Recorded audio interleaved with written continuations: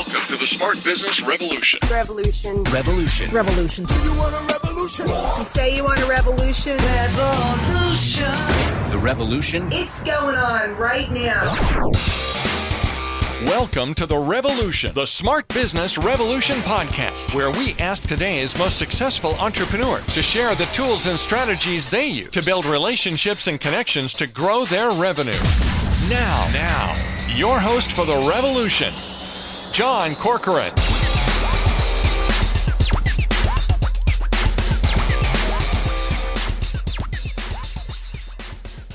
All right, welcome everyone. Jon Corcoran here. I'm the host of this show. Every week I get to talk to interesting CEOs, founders, entrepreneurs of all kinds of different companies, ranging from the CEO, original CEO and co-founder of Netflix on recently, YPO, EO, Activation Blizzard, LendingTree, OpenTable, you name it. Go check out the archives. Lots of great content there. I'm also the co-founder of Rise25, where we help B2B business owners to connect with their ideal prospects. And I want to give a quick shout out to Mike Malatesta of the How'd It Happen podcast for introducing me to today's guest.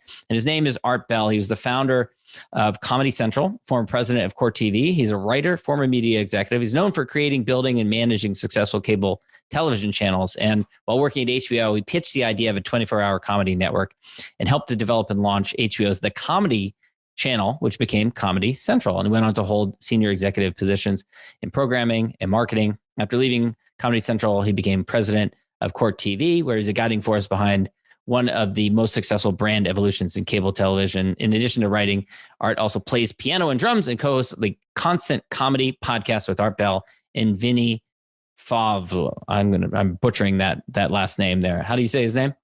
Favale.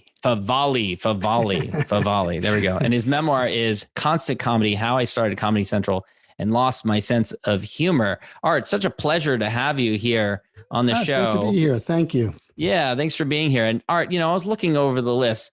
There's so many iconic, big name stars that we wouldn't even know about today that came through Comedy Central. Jon Stewart, Stephen Colbert, Steve Carell, Samantha Bee, even those that came after your tenure there.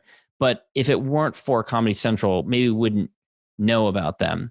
So, looking back on the impact that you've had on that world of comedy, how does that feel?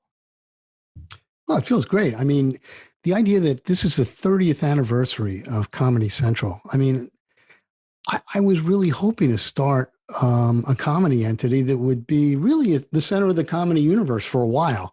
I had no idea it was going to last for 30 years, but it did really attract some of the best and the brightest in terms of comedians, comedy writers, and innovative television. Yeah, for sure. So take me back. 1988, I think, was when you had the idea. You go in to pitch it. What did that look like? How did you share your idea? What was pitching it like? Well, I got to say, I had the idea before 1988. I had the idea as I got into the television business because as a kid, I loved comedy. Always wanted to, be around comedy. Didn't want to be a stand-up necessarily, but I wrote some comedy and stuff like that. And when I was coming out of business school, I decided to go into the television business. And I looked around and there were some new cable channels starting up. ESPN, All Sports, and CNN and MTV, All Music. And there was no All Comedy Network. And I just kind of scratched my head. I said, I don't get this. How can there not be an All Comedy Network? I went to work for CBS, and that wasn't very helpful because that was a giant company. But then almost immediately, like a year later, I ended up at HBO. Nowhere near programming. I was doing financial forecasting for them, which is a lot different from comedy. Which is where they want all their programming ideas to come from, of course. Really. I decided to go right to the top, basically, and pitch the head of programming at HBO with my idea. And her name was Bridget Potter, and I didn't know her at all. I was pretty low on the totem pole, and of course, she was at the top. But she agreed to see me, so I walked in and I sat down, and I said, Bridget, I really think that HBO should start an all-comedy network. And she said, stop right there. That's the worst idea I've ever heard. And let me tell you why. And she proceeded for the next 15 minutes to tell me why. No comedian's going to want to be on this thing. There's plenty of comedy on the dial already. Why would HBO risk its reputation to start something like that? She went on and on while I sat quietly. And I left, she said, thanks for coming by. I walked out. By the time I got to the elevator, I thought, man, she's wrong. She's just wrong. There will be a comedy network. I hope I have something to do with it. And that was that part of it. Was that just so dejecting? Yes and no. Again, it was dejecting personally, but I didn't have a whole lot in the game yet. I was telling her what my idea was. I wasn't a programmer. She actually pointed out to me while I was there that I didn't know much about television, which was wow. After having been in the business for a few years, that's tough audience you want to have. She was a tough audience, but I didn't really take it that personally. I just said, listen, that's show business. You pitch an idea, it doesn't take on the first try. You try somewhere else or something else. And I actually went back to my office and figured, okay, I'd pitch it around town, Viacom and, some of the other networks, CBS, Paramount. I mean, who knew, where this thing would get some traction. And I was young and I was at the point where I thought maybe changing jobs wasn't a bad idea. So I put together my resume and I was going to staple a plan for a comedy network to my resume. But before I got that far, my boss's boss came by and he looked in and saw me working, was late. And he said, what are you working on? I said, I'm working on, this idea I had for a new channel. And he said, let me see. Took a look and he said, wow, this thing's great. Let's go. I think we should see the chairman of HBO. I think he's got to see this. And I thought, that's great. And he said, come on, we're going right now. Wow. I said, right now? I had no presentation materials. I had no idea what I was going to say. And if I thought Bridget was scary, which she was a little bit, Michael Fuchs had just been named the second most powerful man in Hollywood by the New York Times Magazine. So walking into his office, you can imagine my trepidation. And I'm also picturing like in New York, you go up like 30 stories. Was it like that? And like big, dark, lots of wood office? In my book, I do set the scene and you got the big, dark, lots of wood office with the big glass table, desk and everything. But actually the executive suite was on the 8th floor and the rest of us were either below or above. And it didn't have anything to do with your status in the company, what floor you were on. So I happened to be on the 10th or 11th floor. I don't remember. And we took the elevator down to the 8th floor. And that was. And what was that experience like? Well, as I said, I was pretty nervous and I didn't really know what I was going to say. I thought back to my pitch to Bridget, which worked so badly. I thought, okay, here we go again. I might try something else. And I did. I Instead of just launching with, I think we ought to have a 24-hour network, I said, Michael, because everybody called him Michael. I said, Michael, HBO is really, at the forefront of television comedy now. We do 1-hour specials. They're uncut. You can't see Robin Williams anywhere else. You can't see his act anywhere else unless you're seeing him live, but you can't see it anywhere else. Uncut and unedited. And that's what we're becoming known for. And I said, I think we ought to keep our franchise, keep that comedy franchise. And the way I'd like to see it done is start a 24-hour comedy network. I mean, really just own the whole franchise. Say, we are here, plant the flag. And those weren't the exact words, but, something like that. And he asked me questions about, it's expensive to do comedy. How would you do it? And I explained how I would do it, how I would get it off the ground as cheaply as possible. And after a while, he just said, okay, let's do some research. Let's see if we can get this thing going. It's funny that he said it was expensive. I think of stand-up as being really inexpensive compared to other scripted television. Well, you got to remember that the comedy network I was describing and the comedy network that I had in my brain was not just stand-up. I mean, stand-up at that point was just getting its footing. That was the end of the 80s. Right. At the beginning of the 80s, there was no stand-up comedy to be really. I mean, there were a handful of clubs, but by the end of the 80s, it was really starting to cook. But that was only part of it. I was a big fan of all kinds of comedy, movies and sketch comedy and sitcoms. and innovative comedy. You know, one of the things that we got going, as you may remember, is Mystery Science Theater 3000, which was a big hit for us. Right. Which is something that probably would never have started on another network because it was so different from what else was out there. Well, that's exactly right. And that was, that came to us in the mail before we even launched the Comedy Channel. And that was one of the first things that made me think, okay, maybe this thing is really going to work, because I expected some innovative comedy to find us. And here was a great example. And they wrote a letter. They sent us a tape and they wrote a little letter saying, hey, we hear you guys are starting a comedy channel. Is this something you might be interested in? And of course, yeah, are you kidding? But you're exactly right. HBO wouldn't have put that on, nor would have the networks NBC. Wouldn't have put on. No. Yeah. They're not going to touch this thing. It was like stupid even consider it. And when you watched the demo reel, did you impress you? Like, you weren't like, what is this thing? You were like, this is really good. This could be interesting. Yes, it was. First of all, it was brilliantly done. Second of all, and this is the true story, we had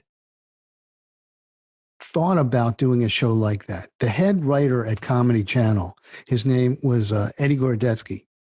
And he said, you know what, we really need a show. He talked kind of funny. We really need a show where comedians watch television or watch the movies and make stupid comments. And so we said, yeah, that sounds good, Eddie. So we started going about developing that show. And we didn't even really get very far when this thing showed up in the mail. So problem solved. Perfect. Yeah. But it was brilliantly solved. It wasn't just, sort of a half-baked effort that, we could do better. Nobody even thought we could do better. Even Eddie, he was like, oh man, I'm going out there. He said, I want to see these guys. I want to work with these guys. And he did. He sat in on a bunch of writers' meetings. He helped shape the program.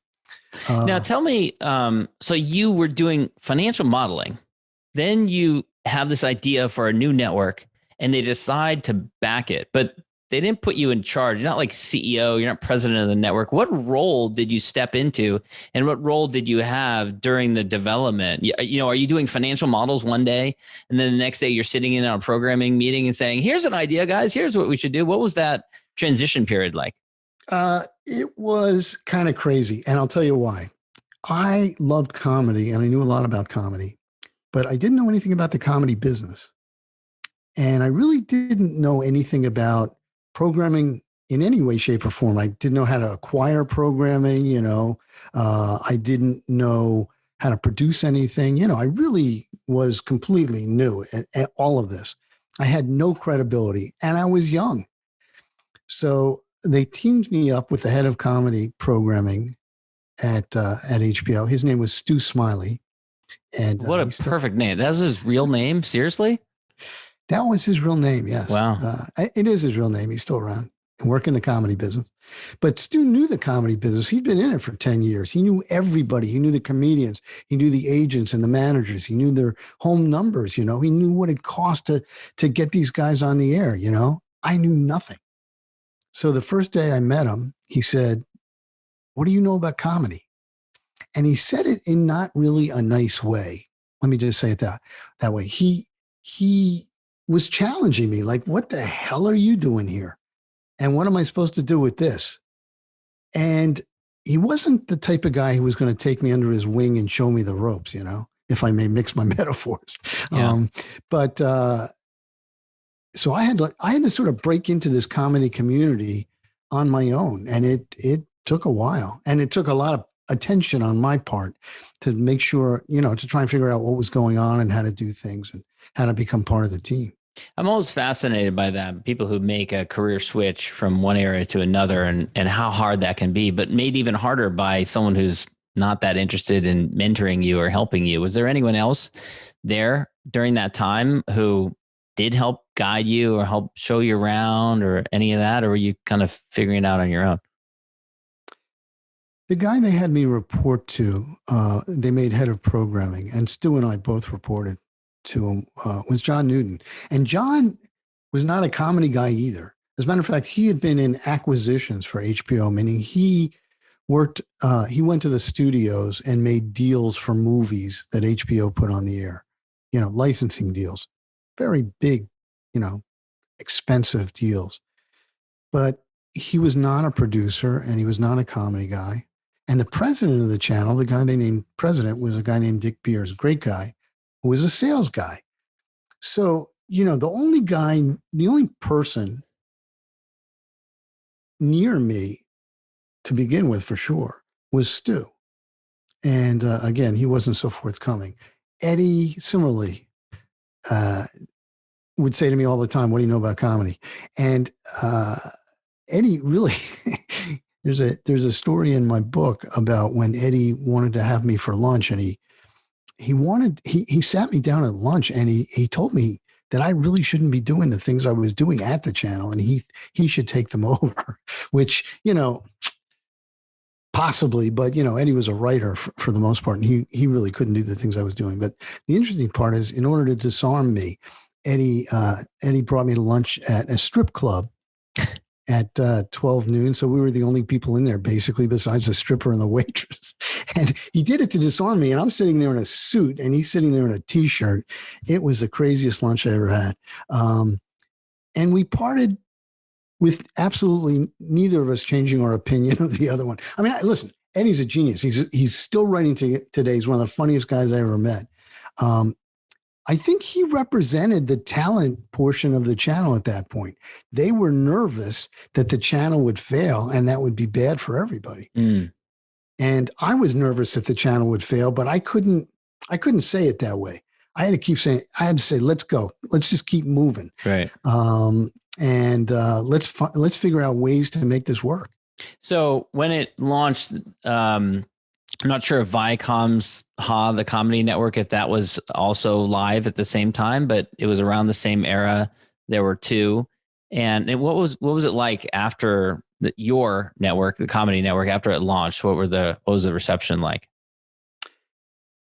The reception was almost immediately to trash the Comedy Channel. And I'll tell you why. I think it was a little bit of schadenfreude and payback time, because Michael Fuchs, as I mentioned, the chairman of HBO, was named the most powerful guy in the industry. And he had an ego. I mean, there's no question about it. As a matter of fact, when he announced the Comedy Channel, he did it in a press conference in Los Angeles, a press breakfast, had a lot of famous comedians around. I remember standing next to Billy Crystal. And he said, essentially, HBO knows television. We have a lot of smart people here. We are the first name in comedy and television, and we are going to nail that. We are going to launch the funniest channel you ever saw. Now, what do you think happens when somebody says we are going to launch the funniest channel you ever saw? Yeah, the worst. Day one. It's like introducing a comic saying, this guy's going to make you laugh. He's hilarious. No comic wants to be introduced that way. Exactly. And day one, we just got, hey, this isn't funny. Michael Fuchs made a big boo-boo here. It's, it's falling flat on its face. What are these guys thinking? And on and on. And the press had a field day with it. That must have been hard.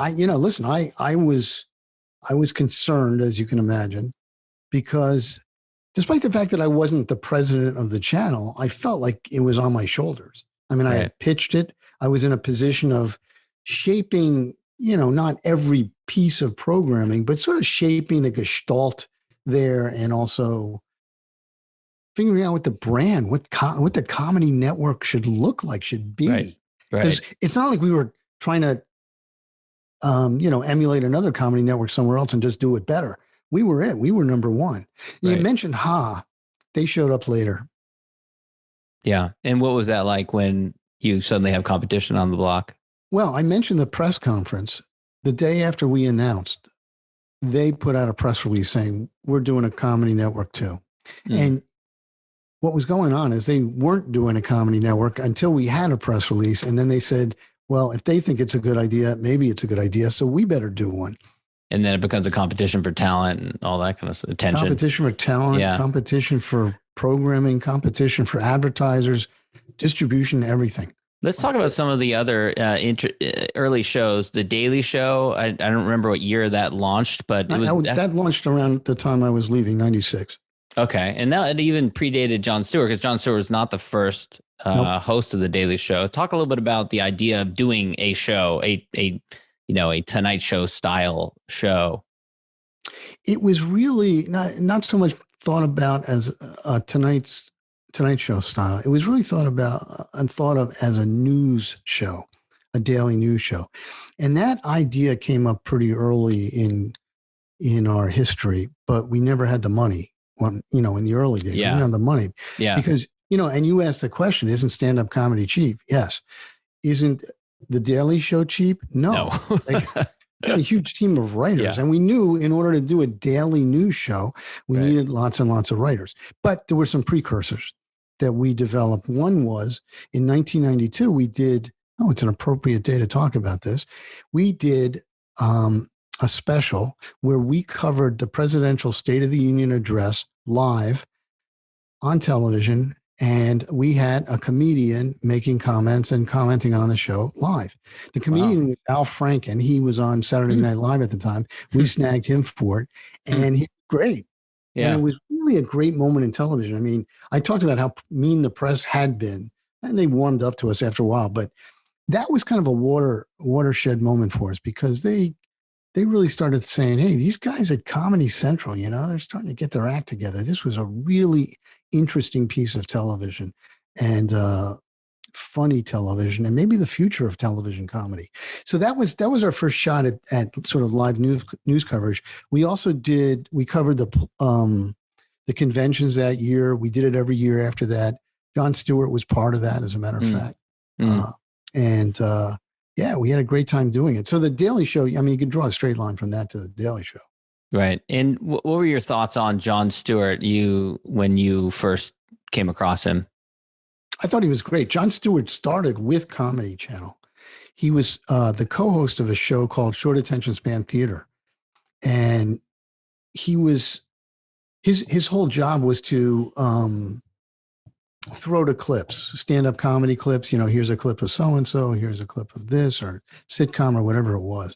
And in between the clips to talk a little bit about whatever he wanted to talk about, be funny. I mean, there were writers and everything, but even from the beginning, we knew he was going to be something special because he was a great guy and he was very funny.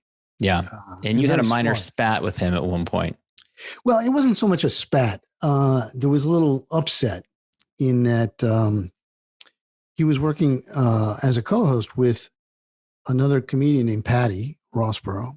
And she was pretty funny, I thought. But as the show developed and time went on, it got to the point where Jon was doing all the talking, making a lot of jokes, and Patty was laughing, because he was so funny. And the decision was made to fire her. I didn't make that decision.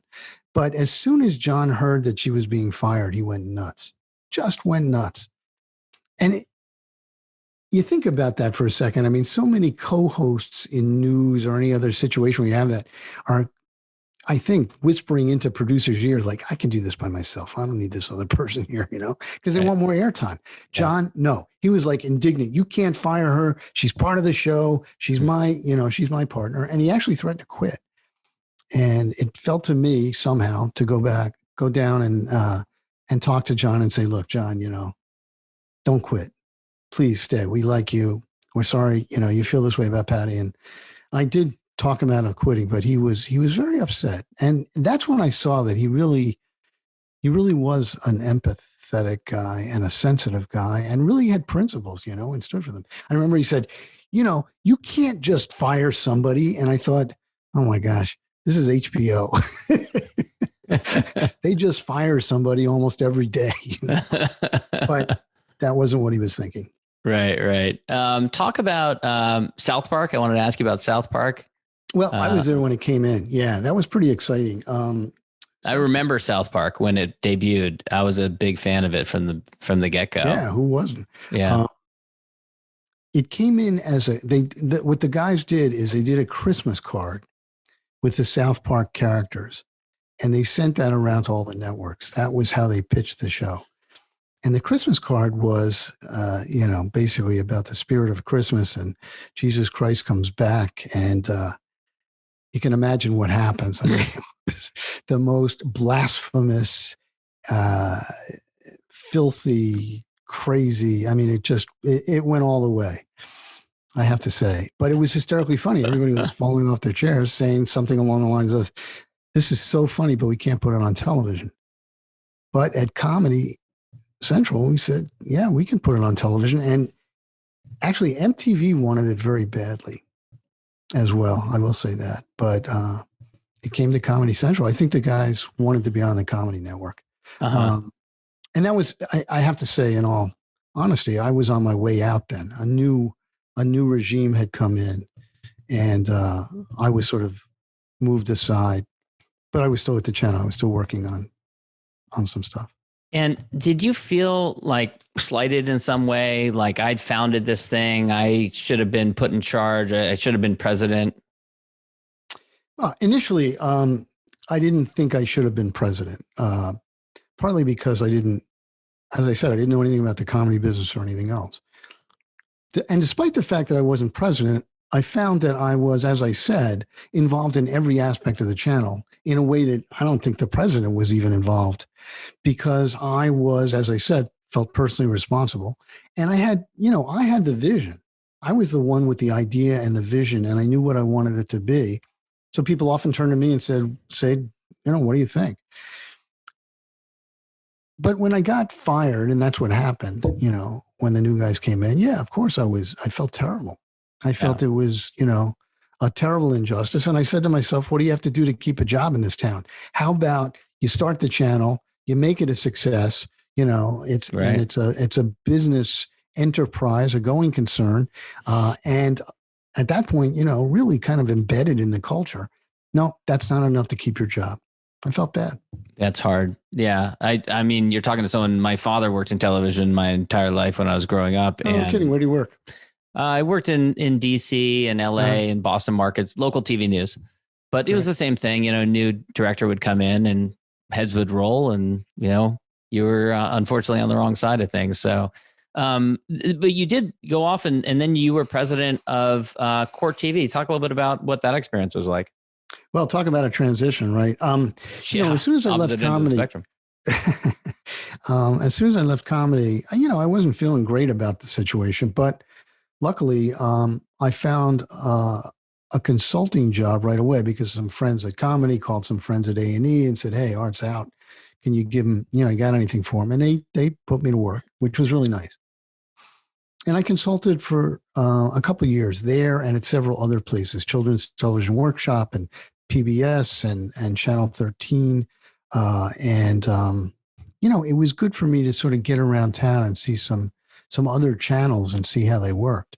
So after a couple of years of that, I really wanted to get a job. And I actually got 3 job offers pretty much the same week from clients.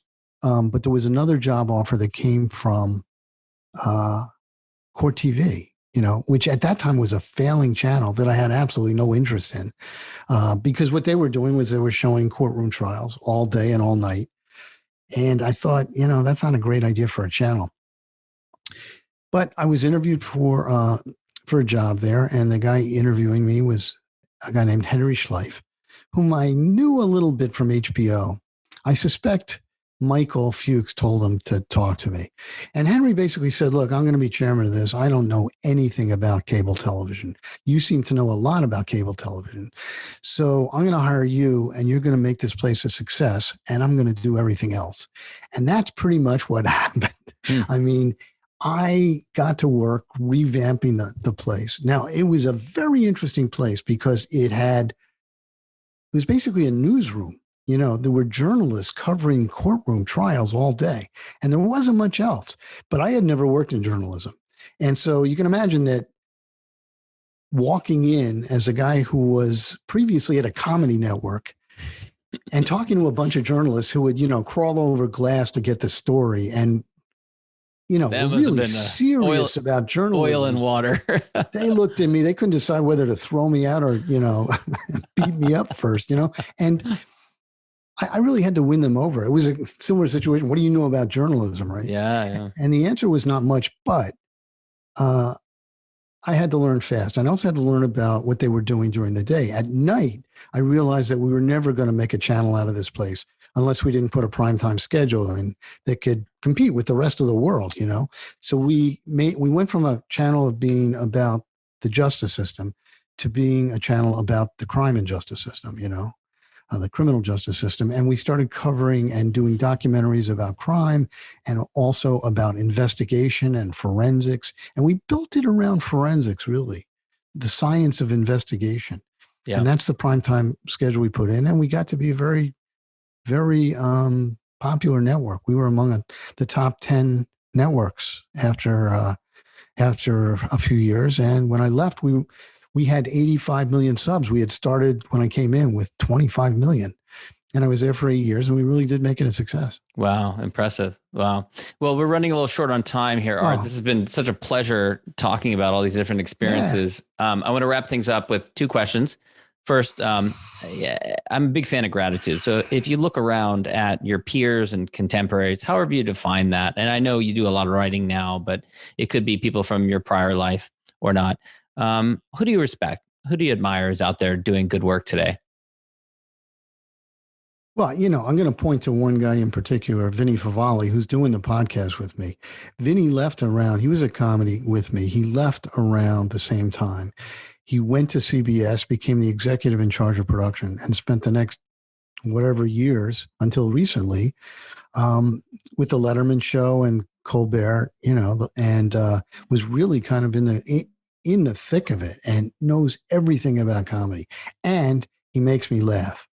And it's very important for me to find people who can make me laugh, who I can just really have a good time with. So I would put him first. And there was another guy from that time, a guy named Dr. David Colin, who's a radio personality. Similarly, he just makes me laugh. We started a business together in I guess around the time I left Comedy Central, and he's gone on to great things. His radio comedy business is doing great. He got bought by iHeartRadio, and we still keep in touch, and we want to work together as much as we can, and sometimes we do. So it's those guys who really, I think, I look around and say, man, it's been great working with these guys throughout my career. Right. Where do you think the innovation is going to come from in the future? Is it YouTube? Is it different channels? I'm not expecting you to be an expert in all the different channels that are coming, apps and stuff like that. But where's innovation? Where does TV go from here? Well, the TV is centered on streaming these days. I mean, the linear channels, where they're programmed and you have to show up at 9:00 to watch a certain program. Those are really kind of refashioning themselves into streaming channels. Discovery just did it. I know NBC, CBS do it. And that's the future of the way programming is going to be delivered. Now, something's lost in that because you can't push people from one program to another as easily. And also, with Netflix as an example, they're throwing a lot of programming at you at once. I'm sure you've had the same experience as I have, which is, okay, let's watch some TV, and you're confronted with 10,000 choices just hanging there. As opposed to when there were 3 networks, you had 3 shows to watch on any given night. So that made it easier. I think that the future is here in that regard. And the fact that TikTok and YouTube exist, and that's where the sources of innovative comedy and innovative talent, new talent is going to be coming from. I think that's very important. But I think that streaming channels are going to own comedy in a way that HBO may not in the future. It's amazing. This is a whole nother discussion, but how much the cost of starting something has gone down. It's amazing innovation that's happening these days, and voices. Okay. Well, listen, that innovation happened probably 10 or 15 years after we started. I mean, digital wasn't around when I started Comedy Channel. You had to have a lot of money just for infrastructure. You needed giant satellites. You needed at least satellite time, all of that stuff. There was no internet, and it was analog. Digital comes along. In 2005, I was working at court at the time. I commented to somebody, I could put a channel out of his garage at this point. He doesn't need all this stuff. Yeah. And that was what happened. Kids started putting channels out of the garage.